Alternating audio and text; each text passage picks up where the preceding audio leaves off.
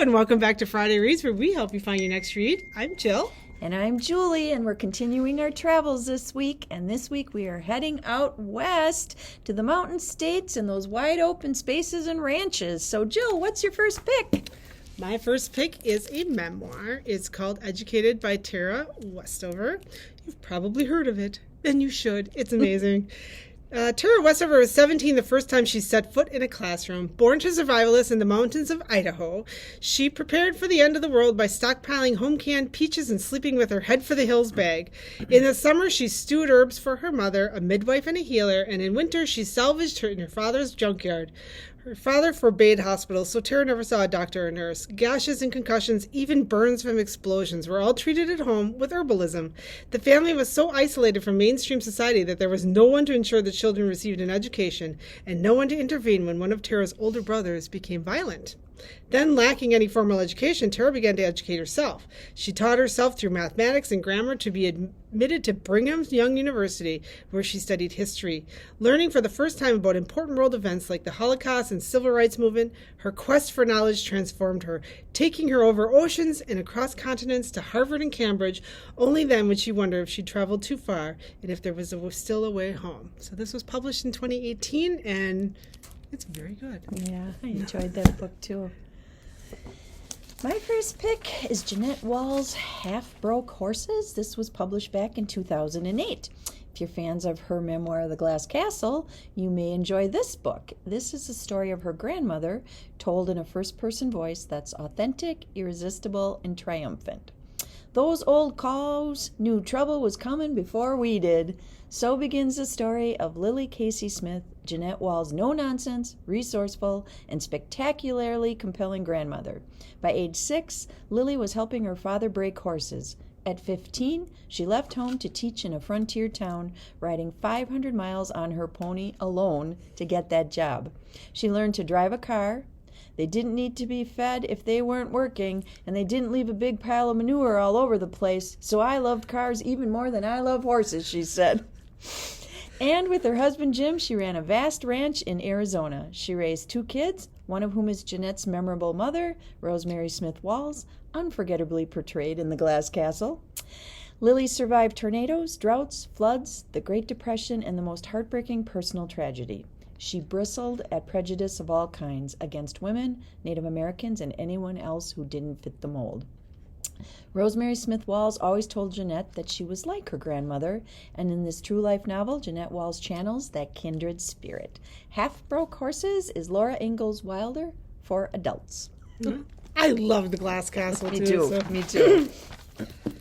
So my next one is a thriller, because you go to these remote states. Oh, boy. Good place to... You Shouldn't Have Come Here by Geneva Rose. This was published in 2023. It's brand new. Grace Evans, an overworked New Yorker looking for a total escape from her busy life, books an Airbnb on a ranch in the middle of Wyoming.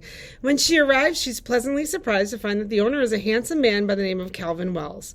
But there are things Grace discovers that she's not too pleased about. A lack of cell phone service, a missing woman, and a feeling that something isn't right in this town.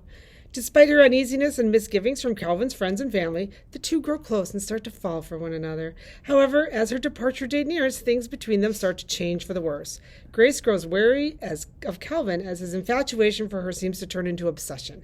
Calvin fears that Grace is hiding something from him. Told from dual points of view, You Shouldn't Have Come Here is a thrill ride and a cautionary tale of what can go wrong when you open up your house and your heart to a total stranger. You shouldn't have come here. Thriller.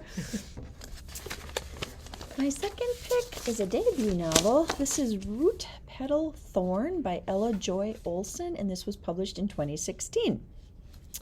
Ivy has 2 great loves in her life, her husband Adam and the bungalow they buy together in one of the oldest neighborhoods in Salt Lake City, Utah. From the moment she and Adam lay eyes on the home, Ivy is captivated by its quaint details. The old porch swing, ornate tiling, and especially an heirloom rose bush bursting with snowy white blossoms. Called the Emmeline Rose for the homeowner's original owner, it seems yet another sign that this place will be Ivy's happily ever after, until her dreams are shattered. Striving to be strong for her 2 children, Ivy decides to tackle the home improvement projects she and Adam had once planned. Day by day, as she attempts to rebuild her house and her resolve, she uncovers clues about previous inhabitants, from a half-embroidered sampler to buried wine bottles. And as Ivy learns about the women who came before her, the young Mormon torn between her heart and anti-polygamous beliefs, the Greek immigrant during World War II, a troubled single mom in the 1960s, Ivy begins to uncover the lessons of her own journey. For every story has its sadness, but there is also the possibility of blooming again, even stronger and more resilient than before. So this book traces the stories of the 5 fascinating women who inhabit that same historic home over the course of a century. So this one sounded interesting to me. It's on my to-be-read list now. My next one is by Allison Brennan, called North of Nowhere. After 5 years of hiding from their murderous father, the day Kristen and Ryan McIntyre have been dreading has arrived. Boyd McIntyre, head of the Los Angeles crime family, has at last tracked his kids to a small Montana town and is minutes away from kidnapping them. They barely escape in a small plane, but gunfire hits the fuel line. The pilot, a man who's been raising them as his own, manages to crash land in the middle of the Montana wilderness. The siblings hike deep into the woods, searching desperately for safety, unaware of the severity of the approaching storm. Boyd's sister Ruby left Los Angeles for the Army years ago, cutting off contact in order to keep her niece and nephew safe and free from the horrors of the McIntyre clan. So when she gets an emergency call that the plane has gone down and the kids inside, she drops everything to save them. As the storm builds, Ruby isn't the only person looking for them. Boyd has hired an expert tracker to find them and bring them home. And rancher Nick Lorenzo, who knows these mountains better than anyone and doesn't understand why the kids are running, is on their trail too. But there's a greater threat to Kristen and Ryan out there, more volatile than the incoming blizzard, more dangerous than the family they ran from and the natural predators they could encounter. Who finds them first could determine if they live or die. So Ooh. You could go through Montana wilderness in this one. Wow. My third pick is The 5 Wounds by Kirsten Valdez-Quaid. This was published in 2021. It's Holy Week in a small town in New Mexico, and 33-year-old unemployed Amadeo Padilla has been given the part of Jesus in the Good Friday procession. He's preparing feverishly for this role when his 15-year-old daughter Angel shows up, pregnant and on its doorstep, and she disrupts his plans for personal redemption. With weeks to go until her due date, Angel has fled her mother's house, setting her life on a startling new path. It's described as vivid, tender, funny, and beautifully rendered. This book spans the baby's first year as 5 generations of the family converge. Amadeo's mother, Yolanda, reeling from a recent discovery, Angel's mother, Marissa, whom Angel isn't speaking to, and a disapproving uncle of Yolanda's, who is the keeper of the family's history. Each brings expectations that Amadeo, who often solves his problems with a beer in his hand, doesn't think he can live up to. This was also a debut novel from a writer whose stories have been hailed as legitimate masterpieces. It was described as conjuring characters that will linger long after the final page, bringing to life their struggles to parent children they may not be equipped to save. So The 5 Wounds. So my next one is part of a series, and we probably tell you this as librarians not to pick by the cover, but I did pick by the cover because it looked like it fitting. CJ Box, Off the Grid. This is number 16 in the Joe Pickett series. Joe Pickett is a game warden in Wyoming. And he solves things. And in this one, there's no hiding off the grid. Joe Pickett's old friend Nate Romanesco is off the grid, lying low while the FBI search for him. But they're not the only ones looking. Nate finds himself confronted by agents who need his help assessing a potential terror threat in Wyoming's Red Desert. In return, they'll make Nate's criminal record disappear. Nate knows they can't be trusted, but with his liberty at stake, he has to comply for now. Meanwhile, Joe is headed south under orders from State Governor Rulon to investigate a rash of crimes and an uptick in secretive federal activity along Interstate 80. As they pursue their quarries, both men will be drawn deep into the Red Desert, 9,000 square miles of bleak, punishing terrain, home to the secret that could take them both down. So if you really like this CJ Box, sounds good to you, and you want to start at the beginning, the first one is open season, but doesn't have a good cover, but same guy. Popular author at the library. Very popular. My next pick is The Gifted School by Bruce Holsinger. This was published in 2019. Smart and Juicy, a compulsively readable novel about a group of friends and families that is nearly destroyed by their own competitiveness when an exclusive school for gifted children opens up in the community. Set in the fictional town of Crystal, Colorado, The Gifted School is a keenly entertaining novel that observes the drama within a community of friends and parents as good intentions and high ambitions collide in a pile-up with long-held secrets and lies. Seen through the lens of 4 families who've been a part of one another's lives since their kids were born over a decade ago, the story reveals not only the lengths that some adults are willing to go to get ahead, but the effect on the group's children, sibling relationships, marriages, and careers. It's a humorous, keenly observed, timely take on ambitious parents, willful kids, and the pursuit of prestige no matter the cost. So, The Gifted School out in Colorado.